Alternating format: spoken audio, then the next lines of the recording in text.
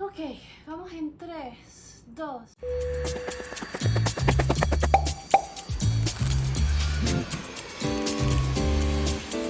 Hola, hola, bienvenido a mi sala. Mi nombre es Ayana y este es un nuevo episodio de Memorias Nómadas Podcast. Bienvenidos.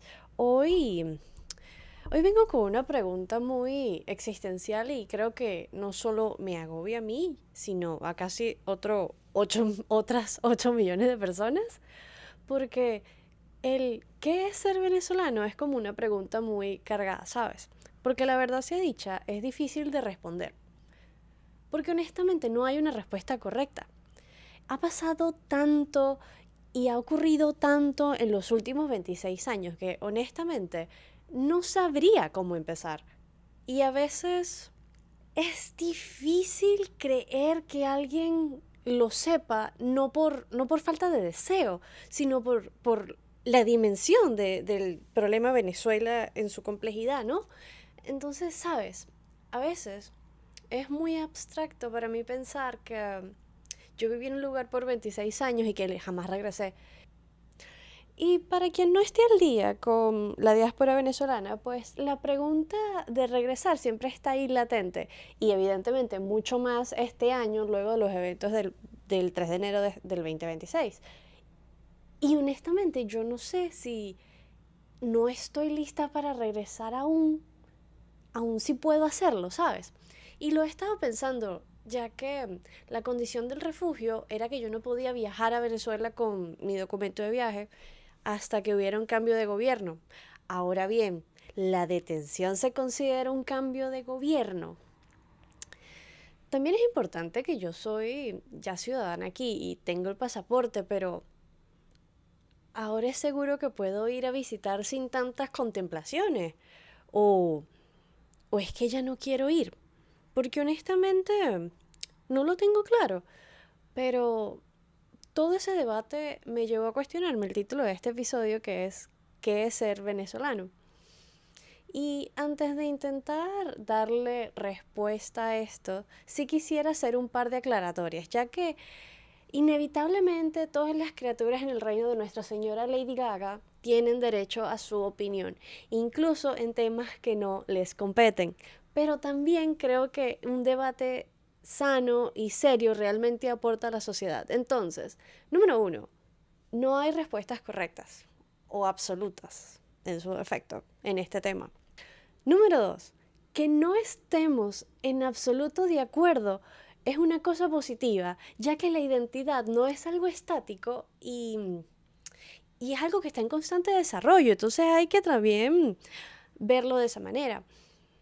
Hablemos desde el reconocimiento cultural, el cual es súper válido, pero es entendible tener sentimientos conflictivos al respecto, ya que Venezuela en sí misma pues no es sencilla. Y antes de entrar en tema, sí quisiera recordarte que por favor nos sigas en redes sociales, ya que nos vas a encontrar en Instagram y en TikTok como Memorias Nómadas Podcast. También puedes escuchar nuestros episodios completos en YouTube y en Spotify. Ahora bien, es imposible hablar de este tema sin mencionar los eventos del 3 de enero del 2026. Para quien no haya escuchado la buena noticia, pues Nicolás Maduro Moros fue detenido y se encuentra recluido en el Metropolitan Detention Center de Brooklyn, New York. Entonces, en un abrir y cerrar de ojos, el tarado, que ha atormentado la vida de muchos, terminó compartiendo prisión con Luigi Mangione y con Ismael Mayo Zambada, pues. Más allá de la poesía, tengo que admitir que tuve que detenerme mucho a pensar y a procesar qué era lo que estaba pasando. Porque, ¿sabes? Son 27 años de amenazas, de una sensación permanente de que algo va a pasar. Y cuando finalmente pasó, era como muy irreal. Y esto tiene varios matices, ya como te puedes imaginar. Latinoamérica no tiene la capacidad de ser simple. Y claro, el matiz personal es inevitable, ya que mi asombro es profundo y absoluto. Cuando Chávez se hizo presidente yo tenía 8 años y es extraño darse cuenta cómo la conciencia colectiva se empieza a formar a tan temprana edad, porque a los 8 años yo te puedo asegurar que yo no sabía nada de política, ni entendía, y por más que hubieran tratado de explicarme, no me iba a importar. Pero así no lo entiendes, tú tenías la sensación de que había algo mal, esa sensación se te quedaba grabada en el cuerpo antes de que pudieses darle un nombre. Otro de esos recuerdos así, wow, que creo que hemos dejado de conversar, es como el color rojo era algo que no podías usar, ya que de usarlo te estabas relacionando inminentemente con el Partido Socialista Unido de Venezuela y a tal punto que unos labios rojos era que te llamaran chavista en una fiesta. Y si tu entorno sabía que estabas a favor del gobierno, pues tu estatus social cambiaba por completo. Ahora uno de adulto entiende que el rojo es un color, pero progresivamente ganas como un entendimiento más profundo de lo que estaba pasando a tu alrededor. Y es extraño verse en esa situación, pero algo que ocurre inevitablemente es que comienzas a describir tu país basado en titulares de noticias y números escabrosos, a veces en un intento casi infantil de ser entendido, porque es difícil de mencionar cosas a veces si no las vives en carne propia. Por ejemplo, el Partido Socialista Unido de Venezuela ha estado 27 años en el poder. 27 años son muchos años. También somos más de 8 millones de personas fuera del país. Y no porque yo me haya dedicado a contar ahora cuántos somos. El ACNUR hace un esfuerzo interesante de mantener esa cifra al día. Pero 8 millones a veces se dice corto. Pero 8 millones de personas es la población completa de Nueva York para el 2025. Bueno, finales de 2024, completo 2025. I will look it up. Y voy a poner la aclaratoria aquí en pantalla. 8 millones de personas son 4 veces el concierto de Lady Gaga en Copacabana. O sea, es extraño cuando lo dimensionas así porque deja de ser un número frío. Y para explicar estas cosas, a mí me gusta usar el ejemplo de la parrilla con tus amigos. Si organizar una parrilla con tus amigos es una pesadilla, porque 6 personas que se pongan de acuerdo en una hora, en un menú, en un costo, imagínate que 8 millones de personas empiezan a tomar la misma decisión progresivamente. O sea, ya ahí no es abstracto, ¿sabes? Se convierte como en una experiencia colectiva y difícil de huir. Y es absurdo pensar a veces cómo muchos de nosotros hemos terminado relatando entre nuestros conocidos y los amigos que hemos hecho en los lugares donde hemos emigrado, pues cifras como que el Foro Penal venezolano estima que entre 2025 y 2026 hay entre 866 y 900 presos políticos en Venezuela. Casi como una forma de validar que sabes que vinimos para acá por eso. Que ese es como el monstruo que estamos tratando de huir, no tal vez algunas cosas menos, no sé, escabrosas por llamarlas de alguna manera, no lo sé. Para quien tenga la dicha de no saberlo, un preso político es alguien cuya detención no responde a delitos comunes, sino a motivos ideológicos. Espero eso esté claro para todos nosotros porque estoy convencida de que la gente que oye este podcast es increíblemente inteligente y los quiero muchísimo. Ahora bien, volviendo a lo importante. Si tú te pones a pensar en la cifra más baja que estábamos conversando de los presos políticos, que es 866, estamos hablando de 866 personas detenidas sin claridad jurídica, sin certeza de que siguen con vida. Y ojo, el tema de los presos políticos en Venezuela es una causa que a veces se diluye entre el ciclo de noticias recurrente, pero es aterrador pensarlo.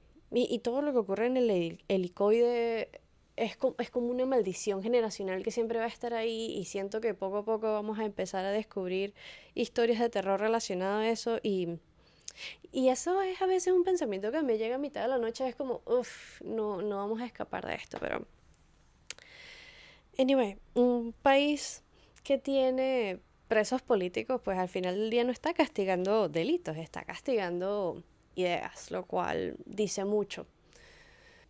Recientemente, luego de los hechos del 3 de enero, se han promocionado unas supuestas liberaciones de presos políticos. Bueno, el gobierno no los llama presos políticos, los llama detenidos, whatever. No entremos en detalle porque de esa gente no quiero hablar ni les quiero dar tarim. Pero muchos familiares a través de redes sociales y medios alternativos de comunicación sí han expresado que estas liberaciones están ocurriendo de manera como sospechosa. Lo cual, adds up, honestly, o sea, a veces cuando a mí me preguntan qué piensas tú que va a suceder y es como, realmente no lo sé.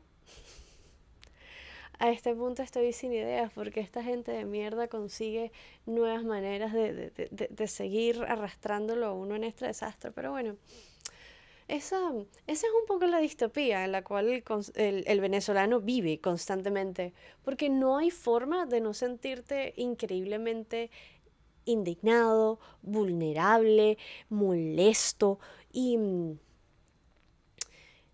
Y por favor, la forma de escribirlo no te haga pensar que mi desprecio por esta gente es menos visceral y absoluto, porque es una rabia que no deja de crecer. Está ahí. Es como The Hulk. Tú nunca dejas de estar molesto con el gobierno.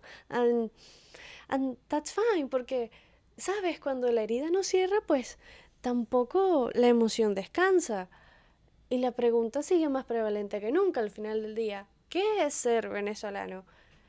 Y si responder eso antes del 3 de enero ya era difícil, hoy pues evidentemente no es más sencillo. Porque ahora tenemos este perenne como espasmo en el estómago de ¿y ahora qué va a pasar? Y sabes, es extraño porque en el trabajo, por ejemplo, no existen los sick days, perdón, existen los sick days y los mental health days, pero tú no puedes ir a pedir un están bombardeando mi país day off. O sea, la vida sigue y es extraño cómo uno tiene que vivir ambas vidas. Pero la vida continúa, los correos siguen llegando, uno tiene que funcionar. Y aunque ver a Maduro preso pueda que se... Perdón, ver a Maduro preso es un consuelo para el alma. Puede que eso no signifique que la Venezuela que dejamos vaya a volver inmediatamente o tan rápido. Y ese es un duelo válido y es un duelo que no se nombra. Creo que absurdo es la palabra que mejor resume cómo me siento y es la palabra que prevalece cuando tengo que traducir ese contraste, que no siempre es fácil. Y te lo dice alguien que tiene una relación con alguien que no es latino, por lo que siempre tengo que explicar un contexto cultural en el cual existe mi identidad. Ahora bien, vivir siendo venezolano es habitar la contradicción eterna y constante, una realidad que se vive y que es bien complicado de explicar. Muchas veces se plantea como si existiesen dos bandos, ¿no? Los que se fueron y los que se quedaron. Cada uno con sus narrativas, con sus certezas, con sus problemas. Pero si algo comparten ambos lados, sí, ambos lados del conflicto, creo que es que estamos hartos. Que estamos hartos de las visas, de hacer tener una adultez a distancia, entonces todo es muy extraño, perdón, todo es muy extraño, no tienes como muchos, sabes, como tu comunidad normal, siempre es como que toma mucho más trabajo como construirla, de haber perdido momentos que pudieron haber sido muy sencillos de vivir. Y creo que hoy más que nunca, pues ser venezolano no significa porque no tenga que cargar con la herida, pero es que también hay que tener conciencia clara del daño que nos hicieron. Y sí que lo mencionaba como rabia, porque a mí me gusta llamarlo rabia, pero viene de un lugar de entender que está ahí y no es constante, pero que forma parte y que hay una ausencia y eso está bien. Por lo que a veces me parece tan conmovedor ver a quienes deciden volver y construir sus vidas allá, porque, ¿sabes? Eso también es completamente válido. La identidad no se invalida por la geografía tampoco, se transforma, por lo que ambos lados somos lo mismo. Entonces, para responder la pregunta del millón, ¿qué es ser venezolano? Pues venezolano o veneco, como me gusta llamarlo, es quien esté orgulloso de serlo y puede cargar con la complejidad que eso implica. Porque no podemos hacernos de ojos ciegos a los atropellos y a los momentos absurdos, pero sí tenemos que tener la claridad de que todo eso que ocurrió no puede volver a repetirse. Y lo que tú hagas con ese sentimiento es tan venezolano como una solera verde, te lo digo. Porque aunque no vayan a volver 8 millones de personas, la vida que se construyó afuera también es identidad y la distancia no borra la pertenencia al final del día. Y creo que en nuestro caso, que fue un poco forzado, pues la pertenencia nunca se termina de erradicar. Y también estar un poco más de acuerdo con esa idea de que no tenemos una identidad única. Nunca la hemos tenido. Y hemos hecho lo mejor que hemos podido hacer con ella. Yo digo una cosa, y esa puede ser mi opinión bien sesgada, pero sí siento que nosotros los venezolanos somos como muy alegres, muy cálidos y muy resolutivos en una forma poco común. Al mismo tiempo, sí veo como fuera del país nos hemos como adaptado y hemos creado cosas que son muy propias de ese ingenio y de esa, no sé, perspicacia. Creo que es la primera vez en este año que uso esa palabra. Pero bueno, confía en mí, eso pasa, eso existe, no tengo evidencia, pero tampoco tengo dudas. Gracias por acompañarme la tarde de hoy. Si tienes a un venezolano cerca, porfa, dale un abrazo y no le expliques qué está pasando en su país, que él ya lo sabe y es terriblemente doloroso e injusto. Porfa, apóyanos en Instagram y en TikTok. Toda muestra de cariño hace mucho, mucho, mucho por este espacio. Me puedes seguir a mí en redes sociales, me vas a encontrar como @sayana. No te pierdas nuestros episodios en YouTube y en Spotify. Un saludito y hasta otra. Adiós.